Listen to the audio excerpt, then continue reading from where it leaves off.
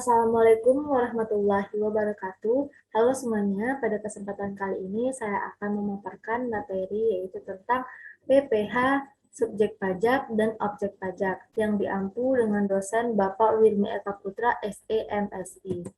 Sebelum mulai presentasinya, perkenalkan saya Indah Amelia dengan NIM C1B019044 dari kelas manajemen R002. Baiklah, materi pertama yaitu tentang pengertian PPh atau pajak penghasilan. PPh atau pajak penghasilan adalah pajak yang dikenakan kepada orang pribadi ataupun badan atas penghasilan yang diterima atau diperoleh dalam suatu tahun pajak. Penghasilan yang dimaksud dapat berupa keuntungan usaha, gaji, honorarium, hadiah, dan yang lainnya. Selanjutnya, pengertian dari penghasilan.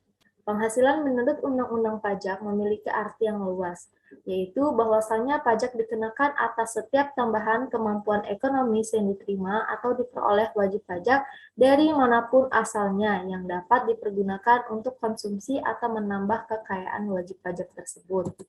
Selanjutnya, pengertian dari subjek pajak. Subjek pajak adalah orang, badan, atau kesatuan lainnya yang telah memenuhi syarat-syarat subjektif, yaitu bertempat tinggal atau berkedudukan di Indonesia. Subjek pajak baru menjadi wajib pajak bila telah memenuhi syarat-syarat objektif. Subjek pajak tidak identik dengan subjek hukum. Oleh karena itu, untuk menjadi subjek pajak tidak perlu menjadi subjek hukum. Sehingga firma, perkumpulan, atau warisan yang belum terbagi sebagai satu kesatuan dapat menjadi subjek pajak. Demikian juga orang gila, anak yang masih di bawah umur dapat menjadi subjek pajak atau wajib pajak. Tetapi untuk mereka perlu ditunjuk orang atau wali yang dapat dipertanggungjawabkan untuk memenuhi kewajiban-kewajibannya.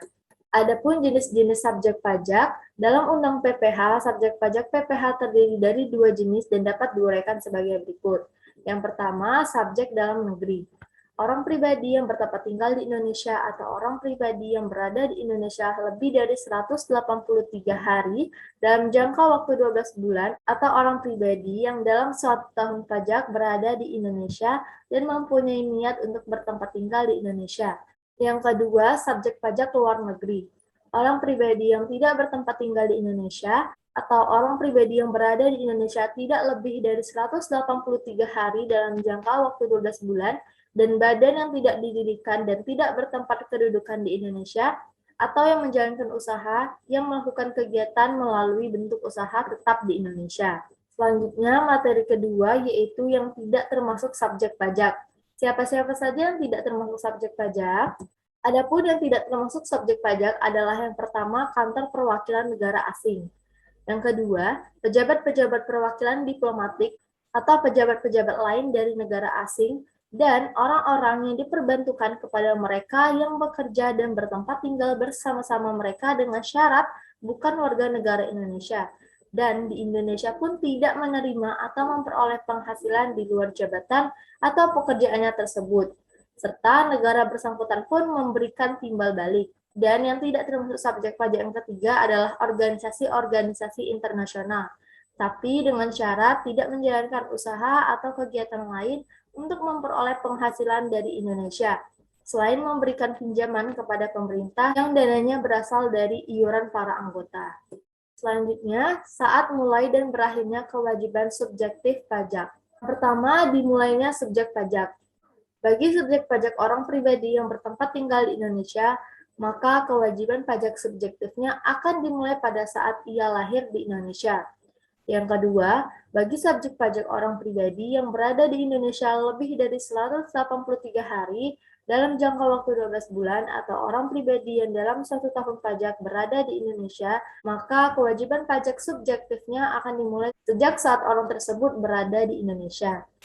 Yang ketiga, bagi subjek pajak orang pribadi yang tidak bertempat tinggal di Indonesia tidak lebih dari 183 hari dalam jangka waktu 12 bulan, maka kewajiban pajak subjektifnya akan dimulai pada saat orang pribadi tersebut menerima atau memperoleh penghasilan dari Indonesia.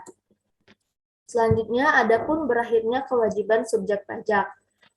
Yang pertama, kewajiban pajak subjektifnya berakhir pada saat ia meninggal dunia atau meninggalkan Indonesia untuk selama-lamanya. Yang kedua, akan berakhir bagi subjek pajak atau orang pribadi yang berada di Indonesia lebih dari 183 hari dalam jangka waktu 12 bulan, atau orang pribadi yang dalam 1 tahun pajak berada di Indonesia dan mempunyai niat untuk bertempat tinggal di Indonesia, maka kewajiban pajak subjektifnya berakhir pada saat orang tersebut tidak lagi menjalankan usaha atau tidak melakukan kegiatan apapun di Indonesia.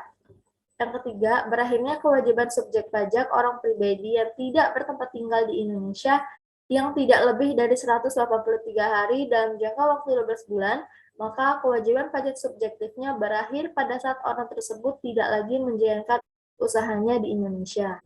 Selanjutnya, pengertian dari objek pajak. Objek pajak adalah suatu transaksi, biasanya sumber pendapatan, yang diterima ataupun diperoleh dari wajib pajak, baik yang berasal dari Indonesia maupun luar Indonesia, yang dapat dikonsumsi atau meningkatkan harta kekayaan wajib pajak yang bersangkutan, dengan nama dan dalam bentuk apapun.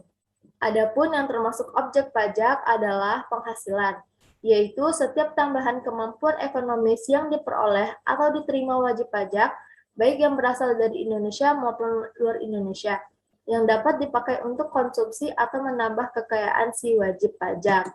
Selanjutnya, pengecualian objek pajak.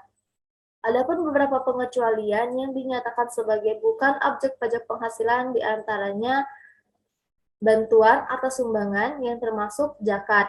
Yang kedua, harta warisan. Harta warisan juga tidak termasuk objek pajak penghasilan. Namun, Anda perlu melaporkannya di dalam SPT tahunan sebelum harta warisan tersebut dibagikan.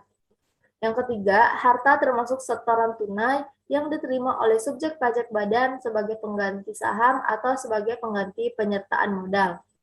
Yang keempat, pembayaran dari perusahaan asuransi kepada orang pribadi sehubungan dengan asuransi kesehatan, asuransi kecelakaan, asuransi jiwa, asuransi dwiguna, serta asuransi beasiswa. Dan pengecualian selanjutnya adalah dividen atau bagian laba yang diterima atau diperoleh perseroan terbatas sebagai wajib pajak dalam negeri, koperasi, BUMN atau BUMD dari penyertaan modal pada badan usaha yang didirikan dan bertempat kedudukan di Indonesia. Baiklah, kesimpulan dari pemaparan yang telah saya sampaikan adalah PPh atau pajak penghasilan adalah pajak yang dikenakan kepada orang pribadi atau badan atas penghasilan yang diterima dan diperoleh dalam suatu tahun pajak. Penghasilan yang dimaksud dapat berupa keuntungan usaha, gaji, honorarium, maupun hadiah dan yang lainnya. Sedangkan subjek pajak adalah pihak-pihak, orang maupun badan yang akan dikenakan pajak. Sedangkan objek pajak adalah segala sesuatu yang akan dikenakan pajak. Wajib pajak adalah subjek pajak yang telah memenuhi syarat-syarat objektif sehingga kepadanya diwajibkan membayar pajak. Baiklah, sekian presentasi dari saya. Semoga pemaparan yang telah disampaikan dapat berguna dan bermanfaat bagi kita semuanya. Terima kasih banyak buat teman-teman yang sudah menyaksikan video ini sampai akhir.